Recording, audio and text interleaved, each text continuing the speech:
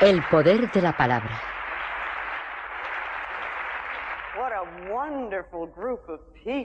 Pero qué maravilloso grupo de personas, Dios mío, como si todo el mundo estuviera aquí esta noche.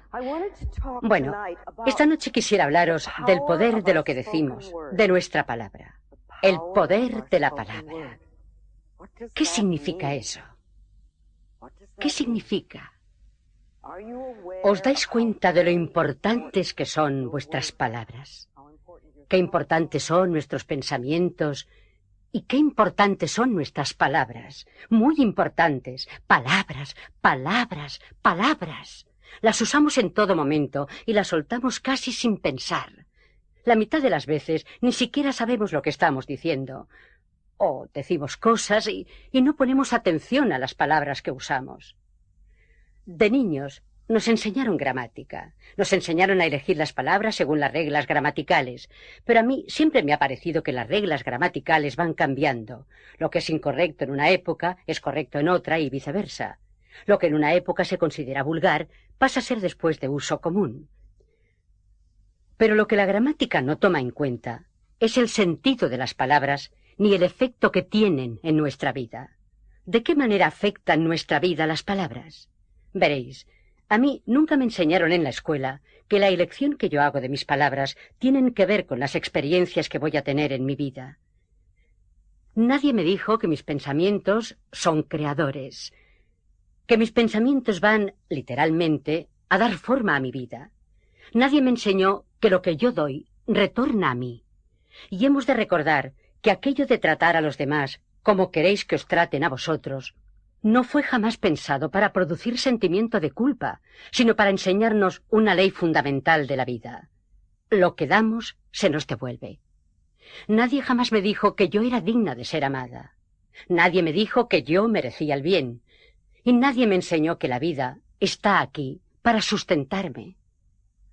Recuerdo que cuando era niña solíamos insultarnos, decirnos mutuamente cosas hirientes, crueles, degradantes. Pero, ¿cómo no íbamos a hacerlo? Veamos dónde las aprendimos.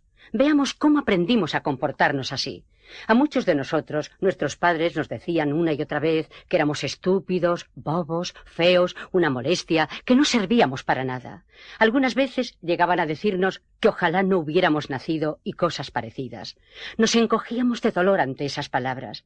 Pero no sabíamos que éramos niños buenos, ni que, siendo niños buenos, también adquiriríamos el hábito de decirnos esas mismas cosas y de tratarnos de igual manera. Muchas veces hemos aceptado esos mensajes de la infancia, mensajes como no existas, o un existe condicionado, como a veces, por ejemplo, cómete toda la comida, limpia tu habitación, hazte la cama y te amaré. Entonces te haces la idea de que eres aceptable si haces ciertas cosas. Pero esa aceptación siempre está condicionada a otra cosa y no tiene nada que ver con tu profunda valía interior. Te haces la idea de que solo puedes existir si haces esas cosas y de que no tienes permiso para existir de otra manera. Estos primeros mensajes contribuyen a nuestro diálogo interior, lo que hablamos con nosotros mismos. La forma en que hablamos con nosotros mismos es muy importante, porque se convierte en la base de lo que luego decimos. Dispone el ambiente mental en el cual actuamos y que atrae nuestras experiencias. Si nos menospreciamos, la vida nos va a significar muy poco. En cambio, si nos amamos y valoramos, la vida será un regalo maravilloso, maravilloso. En realidad, depende de nosotros. Cuando nuestra vida es desdichada o nos sentimos insatisfechos, nos resulta muy fácil culpar a nuestros padres o a los demás y decir que ellos tienen la culpa de todo. Pero al hacer eso, nos quedamos atascados en nuestros problemas. Esas palabras no nos van a traer libertad. ¿Cómo vamos a encontrar nuestro poder si hacemos eso? Recordemos que nuestro poder está en nuestras palabras. Nuestro poder proviene de asumir la responsabilidad de nuestra vida. Yo sé que suena como terrible eso de ser responsables de nuestra vida, pero sabéis que lo somos, lo aceptemos o no, porque los pensamientos que pensamos y las palabras que decimos van creando constantemente nuestro futuro. Nuestras creencias dan forma a nuestra vida. Por lo tanto, necesitamos asumir la responsabilidad de nuestra vida aquí y ahora. Y si de verdad queremos ser responsables de nuestra vida, tenemos que ser responsables de nuestra boca. Las cosas que decimos son una extensión de nuestros pensamientos. Veamos, ¿qué es lo primero que decís por la mañana al despertar? ¿Y lo segundo? ¿Y lo tercero? La mayoría de las personas dicen más o menos lo mismo cada mañana. ¿Cómo influye eso en vuestro día? ¿Es una manera positiva de iniciarlo? ¿O lo comenzáis con quejas y gruñidos? Porque cuando uno gruñe, se queja y gime, ese es el tipo de día que va a tener. Se está disponiendo para eso. ¿Qué es lo último que pensáis al iros a dormir? Estáis dando forma a vuestro futuro, ¿sabéis? ¿Son pensamientos de poder o son pensamientos de pobreza? La pobreza, recordemos, no es solo la falta de dinero. Puede ser la falta de cualquier cosa en la vida, de cualquier aspecto de vuestra vida que no fluya libremente. Así pues, vuestra forma de pensar normal discurre por pensamientos de pobreza o por pensamientos de poder. Recuerdo la primera vez que oí que yo podía cambiar mi vida si estaba dispuesta a cambiar mi manera de pensar. Esta era una idea absolutamente revolucionaria. Eso fue en Nueva York, cuando descubrí la iglesia de la ciencia religiosa, la ciencia de la mente. Allí fue donde por primera vez me dijeron eso. Yo no entendí muy bien lo que querían decir, pero me llegó. Me tocó eso que yo llamo mi campanilla interior. ¿Sabéis? Es el lugar de la intuición. He aprendido a seguirlo, porque cuando esa campanilla dice sí, aunque la cosa parezca una locura total, yo sé que es correcta para mí. Así, esa idea me pareció correcta.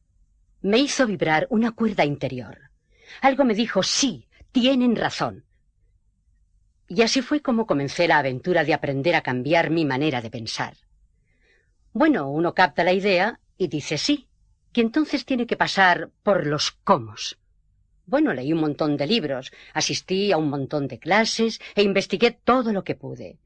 Investigué y ahondé cuanto pude en la ciencia de la mente, porque era un camino abierto ante mí y lo encontré francamente maravilloso. Al principio me resultó más o menos fácil. Capté unos cuantos conceptos y empecé a pensar y hablar de manera algo diferente. Ya no me quejaba tanto. Yo era una quejica de miedo entonces, muy dada a la autocompasión. Esa era una de las cosas que me encantaban. No sabía que lo que hacía era crearme más experiencias por las cuales autocompadecerme. En ese tiempo yo no sabía eso. Recordemos que sea cual sea nuestra posición en la vida, sea lo que sea que hayamos contribuido a crearnos, pasara lo que pasara, siempre hemos hecho lo mejor que podemos con el entendimiento, conocimiento e información que tenemos.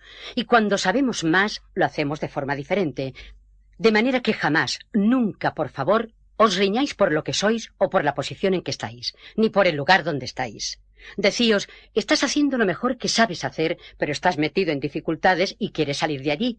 Así pues, busca la mejor manera de hacerlo. Porque si lo que haces es decir que eres un estúpido, te quedas atascado allí.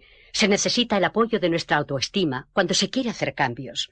Yo comencé a fijarme en lo que decía. Me di cuenta de las críticas que me hacía e intenté dejar de hacerlas. Empecé a balbucear afirmaciones sin saber muy bien lo que significaban. Comenzaron a ocurrir pequeños cambios. Comencé por los fáciles, por supuesto. Conseguía tener los semáforos en verde y encontraba sitios para aparcar. Y vamos, empecé a creerme fabulosa. Bueno, pensé que ya lo sabía todo y muy pronto me volví engreída, arrogante y dogmática en mis creencias, creyéndome que conocía todas las respuestas. Pero esa era mi manera de sentirme segura en ese ámbito nuevo por el que me movía. Porque cuando uno comienza a alejarse de las viejas y rígidas creencias, sobre todo cuando siempre ha vivido controlándose tanto para sentirse seguro, da mucho miedo salir de allí y empezar a confiar. ¿Una afirmación?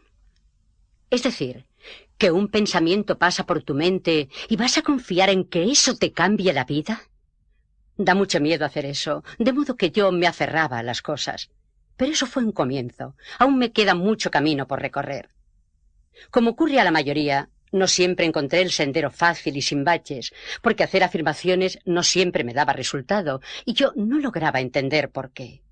¿Es que hacía algo mal? Esa es otra. Inmediatamente te culpas. ¿Qué he hecho mal? ¿Sería eso otra demostración de que no soy capaz? Mi frase favorita. Recuerdo que mi maestro de ese tiempo solía hablarme del rencor, y yo no tenía la menor idea de qué me hablaba. ¿Rencor yo? Vamos, si yo no tenía ningún rencor. Al fin y al cabo ya estaba en el camino, ¿verdad? Era perfecta espiritualmente. ¡Qué poco me veía entonces! Pero continué con mi vida y continué haciendo lo mejor que podía. Estudiaba metafísica, espiritualidad y a mí misma cuanto podía. Entendí algunas cosas y a veces las ponía en práctica, porque sabemos muchas cosas y las entendemos, pero no siempre las practicamos, no siempre las usamos. Yo ya llevaba 2 o 3 años en esto. El tiempo vuela. Había comenzado a enseñar esta ciencia. Me había convertido en terapeuta de la ciencia de la mente. De tanto en tanto, me preguntaba por qué mis clientes parecían estar tan atascados. ¿Por qué se quedaban atascados en sus problemas? Yo les daba tantos buenos consejos. ¿Por qué no los aprovechaban y se ponían bien? ¿Por qué no lo vivían? Nunca se me ocurrió pensar que yo hablaba mucho de la verdad, pero la vivía poco. Era algo así como un padre que te dice lo que has de hacer y después va y hace todo lo contrario o no practica lo que predica. Y entonces, un buen día, de la manera más inesperada, me diagnosticaron esa terrible palabra que tanto escuchamos actualmente. Me diagnosticaron un cáncer. Ya entonces yo sabía demasiado como para continuar escondiéndome de mí misma. Sabía que el cáncer lo causa un rencor guardado durante mucho tiempo hasta que corroe el cuerpo. Veréis, cuando nos guardamos las cosas dentro, tienen que ir a alguna parte. Si hemos pasado toda una vida acumulando cosas dentro, llega un momento en que se manifiestan por alguna parte.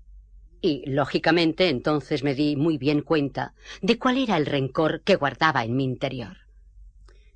Cuando niña, había recibido malos tratos y abuso sexual. Por supuesto que tenía rencor. Por supuesto que estaba amargada y mi rencor era implacable. ¿Cómo no iba a serlo? Jamás había hecho ningún trabajo para cambiarlo ni para liberarlo y dejarlo marchar.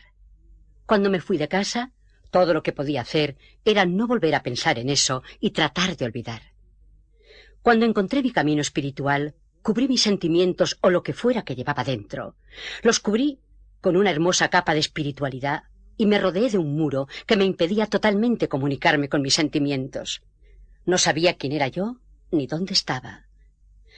Pero después de ese diagnóstico, comenzó realmente mi trabajo interior de empezar a conocerme de verdad. Gracias a Dios tenía las herramientas para trabajar, porque yo sé lo que es el terror que se siente cuando te lo dicen y no sabes qué hacer. Pero yo tenía guía y tenía las herramientas. Sabía que si quería hacer algún cambio permanente, necesitaba entrar en mi interior. Sí, el doctor me podía operar y ocuparse del cáncer por el momento, pero si yo no cambiaba lo que ocurría en mi interior, si no cambiaba mi manera de usar mis pensamientos y palabras, probablemente lo iba a volver a crear. De modo que ya no me conformé con conseguir luces verdes y sitios para aparcar. Sabía que tenía que ahondar mucho, mucho más. Comprendí que no estaba haciendo progresos en mi vida de la forma que deseaba, porque no me había limpiado realmente de esa vieja carga de mi infancia y no vivía lo que enseñaba. Mi niña interior estaba muy necesitada de ayuda porque estaba sufriendo muchísimo. Yo tenía que reconocer eso y trabajar con ella. Pero gracias a Dios tenía las herramientas para trabajar y sabía qué hacer. Comencé muy seriamente un programa de autocuración. Una de las primeras cosas que recuerdo haber hecho fue empezar a estudiar y a leer todo lo que encontré sobre los medios alternativos para curar el cáncer, porque yo creía que se podía hacer. Sí, también seguí una dieta para limpiar mi organismo que le fue muy bien a mi cuerpo. Hice afirmaciones, tratamientos, visualizaciones. Trabajé de todas las formas posibles. También acudí a un buen terapeuta especializado en ayudar a expresar y liberar la rabia. Pasé todo un período golpeando cojines, pataleando y chillando. Esto me resultó fabuloso porque nunca, jamás en mi vida, había tenido el permiso para hacerlo. También trabajamos en la comprensión y en el perdón. Sabéis, sea cual sea el camino espiritual que sigáis, siempre vais a descubrir que el perdón es algo importantísimo en cualquier momento, pero particularmente cuando hay una enfermedad. Incluso en el libro Un curso de milagros se dice que toda enfermedad proviene de un estado de falta de perdón. Siempre que estamos enfermos, debemos mirar a nuestro alrededor para ver a quién necesitamos perdonar. Y generalmente es la persona a quien pensamos que nunca vamos a perdonar. Pero claro, el no perdonar a una persona no le hace ningún daño a ella, hace estragos en nosotros. Porque el problema no es de la otra persona, el problema es nuestro. Así pues, una de las cosas que hice fue indagar cuanto pude acerca de la infancia de mis padres. Entonces comencé a comprender de dónde procedían ellos. Entendí que, dado todo eso, la forma en que habían sido criados, no podían haber hecho otra cosa que la que hicieron. Fueron criados con malos tratos y continuaron con los malos tratos. Nadie les enseñó otra manera de proceder. Esa era su forma de vida, pero mi creciente comprensión me hizo posible comenzar el proceso del perdón. Veréis, es como cuando vas por la calle y alguien choca contigo. Te vuelves muy enfadado y dices, «Fíjese por dónde camina». Y entonces te das cuenta de que la persona es ciega. La comprensión disuelve instantáneamente la rabia. Yo creo que cuando empezamos a comprender la infancia de las personas que nos han hecho algún daño, eso nos permite pasar casi más allá del perdón a la comprensión y podemos abrir las puertas de nuestro corazón. Las personas que tienen dificultad para amarse son siempre personas que no están dispuestas a perdonar porque la falta de perdón cierra esa puerta. Cuando perdonas, cuando te liberas, no solo te quitas un enorme peso de encima, sino que además se te abre la puerta de tu amor por ti. Algunas personas dirán, «¡Qué enorme carga me he quitado!». Bueno, claro, porque has llevado esa carga toda una vida. Ahora bien, no voy a decir que vamos a justificar el mal comportamiento, porque no lo vamos a hacer. Pero no nos conviene encadenarnos nosotros a algo que quizá ocurrió hace mucho tiempo. A medida que fue creciendo mi perdón hacia ellos, fue creciendo también mi disposición a perdonarme a mí misma. Perdonarse a uno mismo es tremendamente importante. Muchas veces, cuando crecemos, comenzamos a maltratar a nuestro niño interior por haber tenido esas experiencias. Hacemos a nuestro niño interior lo mismo que nos hicieron a nosotros. Continuamos con el maltrato y eso es muy triste. Porque cuando éramos niños y otra persona nos maltrató, no teníamos otra opción. Pero cuando crecemos y maltratamos a nuestro niño interior, eso es muy triste, muy, muy trágico. Cuando yo me perdoné, comencé a confiar en mi capacidad para cuidar de mí misma. No confiamos en la vida o no confiamos en los demás porque no confiamos en nosotros mismos. No confiamos en nuestra capacidad de cuidar de nosotros en alguna situación. Entonces decimos, nunca volveré a enamorarme porque no quiero sufrir. O no permitiré que me vuelva a ocurrir esto. Pero lo que realmente nos decimos es, no confío en ti lo suficiente, no sabes cuidarte, por lo tanto, me voy a mantener alejada de todo. Pero cuando comencé a confiar en mí, en que sabía cuidarme, me resultó cada vez más fácil amarme.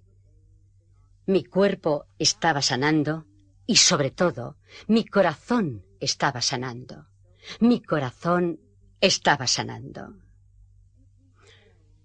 Como dice el Dr. Harrison en ese maravilloso libro, Ama tu enfermedad, perdonarse a sí mismo y a los padres, dejar atrás el pasado, cura la enfermedad mejor que los antibióticos. También dice, es difícil que los niños dejen de amar a sus padres, pero cuando lo hacen, les resulta aún más difícil perdonarlos. La terapia, generalmente, gira alrededor de la disposición a perdonar. Cuando no queremos perdonar, cuando no queremos dejar que se marche el rencor, lo que hacemos es atarnos al pasado. Cuando estamos atascados en el pasado, no podemos vivir en el presente. Y si no podemos vivir en presente, cómo vamos a crearnos un glorioso futuro. Porque estas experiencias del pasado simplemente rebotan y nos crean otras iguales en el futuro. El doctor Harrison, con su libro Ama tu enfermedad, y el doctor Siegel con El amor, medicina milagrosa, son dos personas maravillosas. Yo los cito muchísimo, porque son médicos que miran la vida de manera espiritual, que comprenden verdaderamente la conexión entre cuerpo, mente y espíritu. Es interesante cómo actualmente los médicos se van abriendo cada vez más a la conexión entre cuerpo y mente. Todavía no son demasiados los que hablan de ella o publican libros sobre el tema, pero cuando lo hacen es fabuloso, porque hay personas que no van a hacerle caso a una señora loca como yo, personas que piensan que no sé lo que digo, y bueno, está bien. Pero entonces yo puedo recomendarles al doctor Harrison o al doctor Siegel, porque es posible que pongan más atención a lo que dice un médico. Encuentro maravillosa la manera en que se están revelando las cosas. Este movimiento para resucitar la conciencia se está dando en todas partes del planeta, en todos los aspectos de la vida, en todos. El otro día me enteré de una cosa. Robert Schuller, de la ONU, dio una charla al gremio de directores de Hollywood. Una de las cosas que dijo fue que está estallando la paz en todo el planeta. Siempre escuchamos eso de la guerra.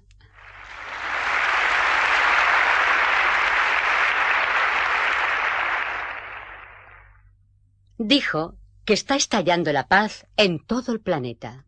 Hay bolsas de paz y vemos más signos de paz en todas partes, más que nunca.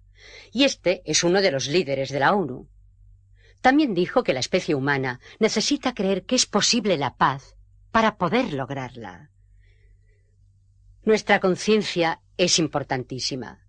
El poder de nuestras mentes y el poder de nuestras palabras son de vital importancia.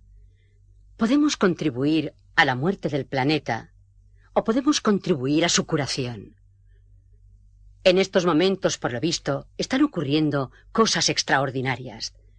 Es decir, hay mucha violencia, drogadicción, caos, desempleo, pobreza, y sin embargo, también se da esta increíble expansión de la conciencia.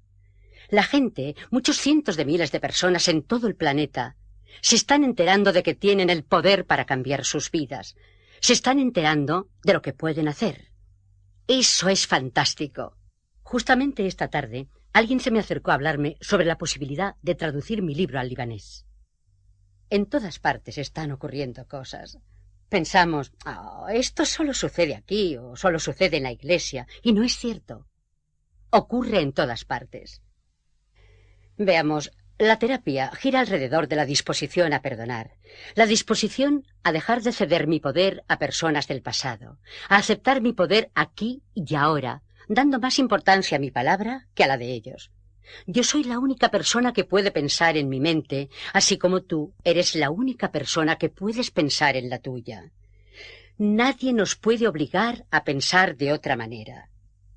Nosotros escogemos nuestros pensamientos, y estos son la base de nuestra conversación con nosotros mismos.